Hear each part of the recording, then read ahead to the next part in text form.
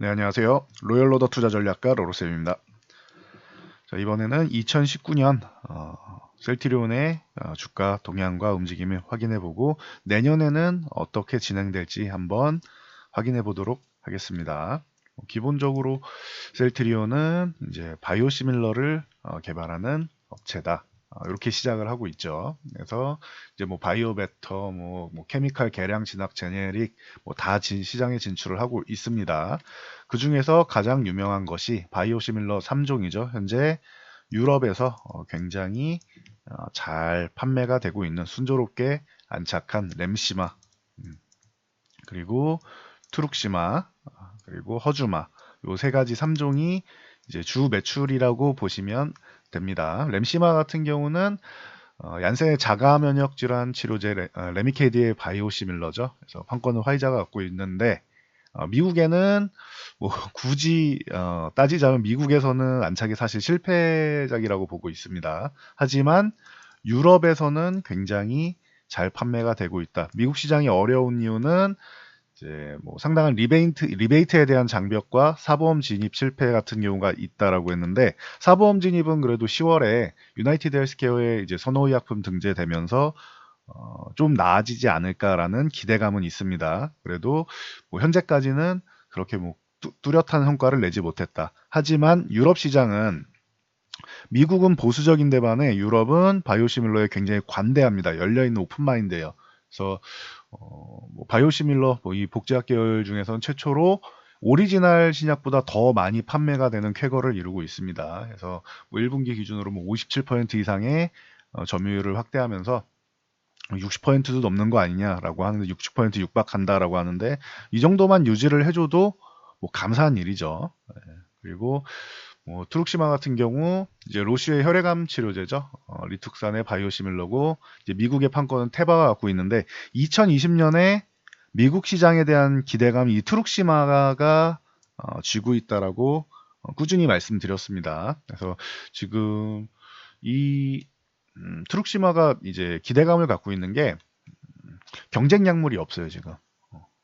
뭐 산도스 같은 경우에는 미국 진출을 이제 처리하겠다라고 했고 포기하겠다라고 했고 이제 화이자가 있는데 특허 소송을 좀 잘 봐야 될 것 같아요. 기존에 로슈랑 특허 소송 때문에 37건 정도 남았었는데 그게 2021년 1월까지는 출시를 못 한다라고 했어요. 그래서 이 부분이 잘 해결돼서 뭐 조기 출시될지는 모르겠지만 뭐 이 부분에 대해서는 조금 더 확인하면 될 텐데 트룩시마가 이제 단독으로 출시해서 초반에 얼만큼 유통권 판매권을 이제 장악하느냐인데 이번에는 이제 이 램시마 같은 경우는 화이자가 판권을 갖고 있어서 워낙 뭐 글로벌 뭐 1위 업체이다 보니까 좀 여유 있게 꼭 램시마가 잘 되지 않아도 크게 상관이 없어요.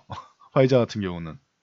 하지만 트룩시마는 테바가 판권을 갖고 있는데 요즘에 조금 어렵죠. 성장이 정체되고 있기 때문에 트룩시마 성공에 좀 집중할 수 있습니다. 그리고 기존에 벤테카 등 이제 오랜 시간 판매한 이제 초기 시장 장악에 필요한 유통망 같은 경우를 구축하고 있기 때문에 테바에 대한 기대감도 있다. 이 정도 알고 계시면 될 것 같아요. 그래서 단독으로 진출했기 때문에 초기에 시장 장악이 중요하다. 허주마 같은 경우는 경쟁 약물도 좀 있기 때문에 이거는 로시의 뭐 유방암, 위암 뭐 이쪽 치료제죠. 허셉틴의 바이오시밀러입니다. 이것도 판권은 테바가 갖고 있는데 블록버스터 항암제인 건 맞지만 이 허주마 같은 경우는 경쟁 약물이 좀 많이 등장할 가능성이 있어서 경쟁에 승리를 해도 투룩시마처럼 이제 초기에 시장 장악을 한다라는 개념은 어렵지 않을까라고 생각합니다. 그래서 트룩시마에 집중한다라고 말씀드렸죠. 미국 시장에서는. 그래서 이 정도 알고 가시면 될 것 같아요. 허주마 같은 경우는 뭐 마엘람, 바이콘, 뭐 오기브리라던가 아니면 삼성바이오에피스도 있고 온트루전트 같은 경우 화이자도 트라지메라 있고 뭐 암젠 엘러간 쪽에서 칸잔티 있고 뭐 많죠. 워낙 많으니까 참고로 알고 가시면 될 것 같고 유럽 시장 같은 경우는 램시마 SC가 이제 얼마 전에 이제 허가를 받았죠. 그래서 내년에는 이 램시마랑 램시마 SC는 똑같이 이제 자가면역 질환 치료제 그 레미케이드의 바이오시밀러인 램시마가 있고 이거는 정맥 주사형이에요. IV 우리가 누워가지고 보통 링겔이라고 하죠. IV를 해서 한 최소 2시간에서 4시간은 맞아야 돼요. 굉장히 불편하죠. 누워서 맞아야 되니까. 네, 램시마 SC 제형으로 만들면은 피하 주사형이라서 우리가 주사기로 주사하는 방식이기 때문에 혼자서도 할 수 있고 한 30초 정도면은 누구나 가능하죠. 숙련자들은 10초면 된다고 합니다. 그러니까 뭐한 4시간 정도 누워 있어야 되는 것과 10초면 되는 것에 굉장히 큰 차이가 있고 약간 보조하는 역할 정도로 보시면 될 것 같아요. 램시마로 해서 투여를 하고 램시마 SC로 유지한다 개념으로 보시면 됩니다. 이게 중요한 게 뭐냐면 경쟁 약물들을 보면은 뭐 외부 휴미라라던가 뭐 엠브렐이라던가 모두 이 주사 SC 제형이 있습니다. 근데 어, 이 레미케이드만 SC 제형으로 만드는데 실패를 했어요. 오리지널 제약사인 뭐 존슨앤존슨에서도 실패를 한 기술력을 셀티리온에서 복제하기에도 불구하고 성공을 했다. 그렇기에 레미케이드 쪽으로 해서 이 SC 제형을 기다리고 있는 수많은 환자들이 대기 수요가 충분하다. 아무리 휴미라가 잘 나가도 계속 약물을 투여하다 보면은 면역력이 생깁니다.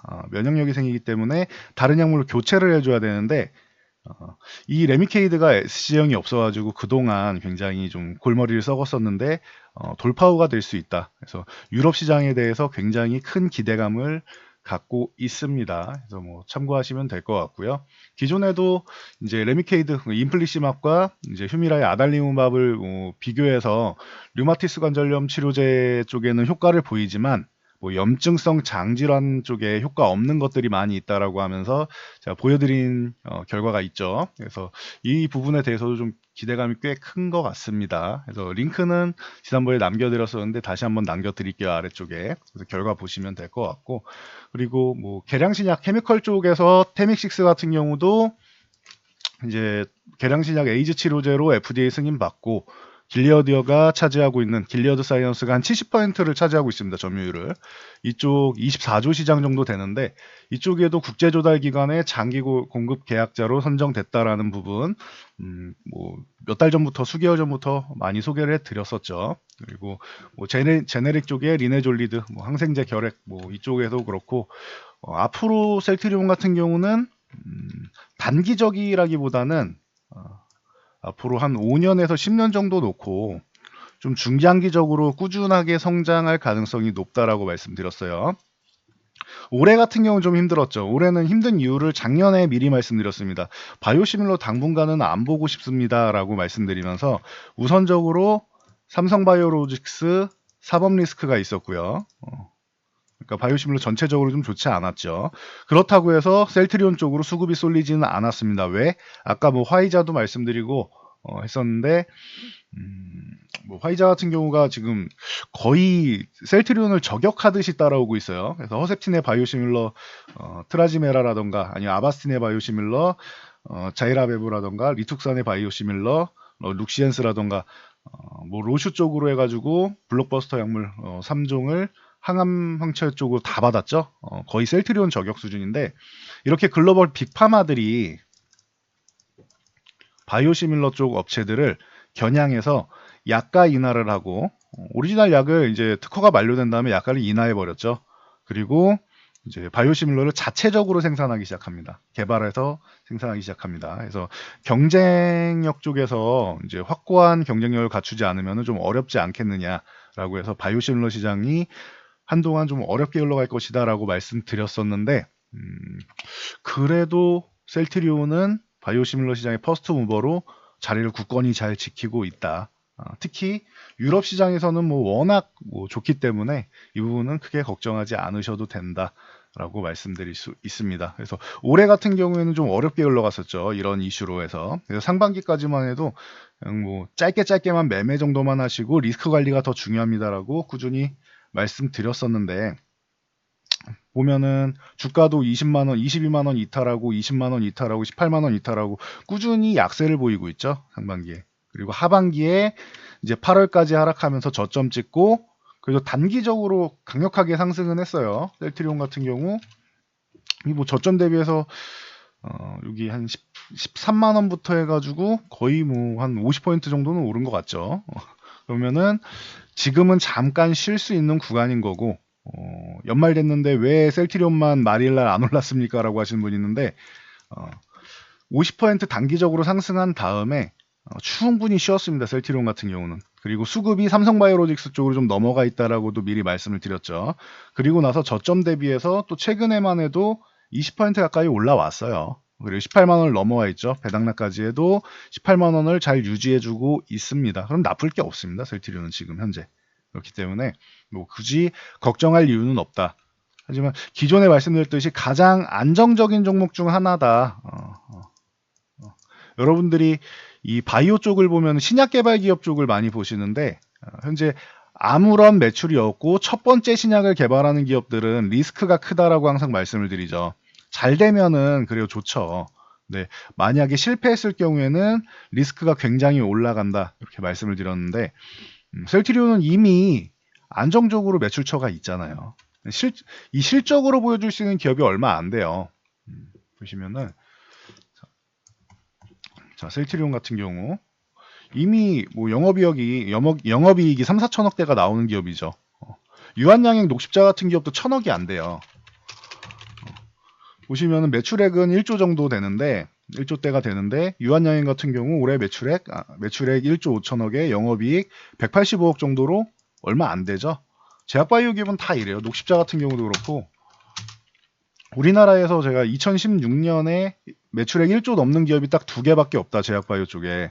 그게 녹십자랑 유한양행이다라고 말씀드렸는데 1,000억 넘은 적이 없죠. 최근에.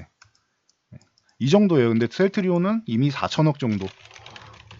셀트리온만 해서 4천억 정도 올해도 예상치가 나오고 있고 내년에는 미국의 트룩시마, 유럽의 램시마 SC 출시를 하면은 더욱더 성장성은 높아지겠죠. 그러니까 실적으로 좀 안정적으로 볼 수 있는 바이오 기업이다라고 보시면 됩니다. 뭐 시총 상위 종목이기도 하고 안정적입니다. 그래서 지금 당장은 18만 원 유지해주면은 충분히 잘해주고 있는 것이고 21선 이렇게 올라오고 있으니까 약간의 기다림이 있을 수 있는데 기간 조정 좀 받고 20만 원까지 돌파하면은 20만 원을 넘어가야지 강세 구간으로 돌입하는 거예요. 셀트리온은. 그렇기 때문에 지금 뭐 각도가 엄청나게 가파르지 않은 겁니다. 더 이렇게 강세가 좀 빠르게 상승하기를 원하시는 분들은 20만 원 넘어간 다음에 좀 빨라질 수 있구나라고 생각하시면 됩니다. 자, 셀트리온 헬스케어 또 마찬가지입니다. 이 종목도 바닥권에서 빠르게 올라왔죠. 최근에만 해도 한 23%, 23.57% 정도 올라왔는데 54,000원 요 구간을 넘어가 주는 게 중요합니다. 최근에 계속 저항받고 있죠. 똑같이 말씀드리는데 지금 제일 안정적인 거 그룹사 중에서 안정적인 거는 그냥 셀트리온이고요. 상승률은 좀 적을 수도 있어요. 하지만 제일 안정적이다. 자금이 크신 분들 최소 수억에서 수십억 이상 되시는 분들은 셀트리온을 공략하는 게 좀 안정적일 수 있죠. 그리고 셀트리온 헬스케어는 주가 레벨이 현재는 제일 낮은 상황이다. 요 저점 대비해서 고점으로 보면은 셀트리온보다 한 4% 정도 더 오르긴 했는데 그거는 많이 밀렸으니까 올라간 거죠. 그래서 굳이 셀트리온 헬스케어가 강하다고 말할 수는 없습니다. 셀트리온은 이미 저항을 돌파해서 위에 살짝 안착해 있고 아직 이탈하지 않은 상황인데 셀트리온 헬스케어는 안착을 못하고 있는 상황이죠. 그만큼 조금 수급적으로 약하다라는 뜻이에요. 셀트리온 헬스케어. 기업이 나쁘다 좋다가 아니고 수급이 약하다라는 뜻입니다. 누군가는 매수를 해줘야 오르는 것이니까요. 그리고 셀트리온 제약 같은 경우는 그룹사 중에서 뭐 시총이나 이런 부분은 제일 약하지만 그리고 보통 지루하게 움직인다라고 했어요. 안 올라가고 보시면은 계속 옆으로 누워 있죠. 근데 한번 올라가기 시작하면은 앞에 두 종목들보다는 시총 상위 종목들보다는 뭐 셀트리온 제약도 상위긴 하지만 이 두 종목보다는 시총이 낮기 때문에 약간의 테마성으로 해서 좀 빠르게 상승하는 경우는 있다. 그래서 최근에도 저점 대비해서 거의 30%가 올라왔죠. 그래서 셀트리온보다는 10% 정도 더 상승을 했는데 워낙 못 올라갔으니까 그런 겁니다. 이거는 그동안 이렇게 횡보하고 있었잖아요. 셀트리온 이렇게 올라올 때. 그러니까 못 올라온 만큼 조금 더 올라온 거기 때문에 이 부분도 너무 과대 해석할 필요는 없습니다. 그래서 참고하시면 될 것 같습니다. 이 중에서 매매를 한다라고 하면은 가장 안정적인 종목은 셀트리온 그리고 뭐 재미있는 종목이라고 하면은 셀트리온 제약이 되겠죠. 대신 지루할 수도 있습니다. 그리고 좀 이 종목은 뭐 셋 중에서 좀 좀 약하지 않느냐라고 보는 거는 셀트리온 헬스케어가 됩니다. 이건 제 개인적인 관점이니까 참고 정도만 하시면 될 것 같습니다. 그래서 뭐 안정적인 거 셀트리온, 좀 재미를 보는 거 제약 정도로 보고 있다. 이 개념만 알고 가시면 될 것 같습니다. 내년도 전망 뭐 나쁘지 않고 올해가 힘든 구간이어서요. 바이오시밀러는. 그래서 내년에는 그래도 다시 한번 성장 동력을 마련할 수 있다라고 보고 있으니 여러분도 이제 실적 나오는 것들 잘 관찰하면서 보시면 좋을 것 같습니다. 셀트리온 같은 경우는 단기보다는 중장기적으로 보시는 게 유리하다. 여기까지 말씀드리면 깔끔하게 정리된 것 같습니다. 저는 이만 물러가도록 하겠습니다. 오늘 주식시장 폐장일이라 열리지 않았는데 푹 쉬시고 내일은 1월 1일 신년입니다. 여러분 푹 쉬시고 새해 복 많이 받으십시오. 영상 잘 참고해서 내년에도 모두 성공 투자하시기 바랍니다.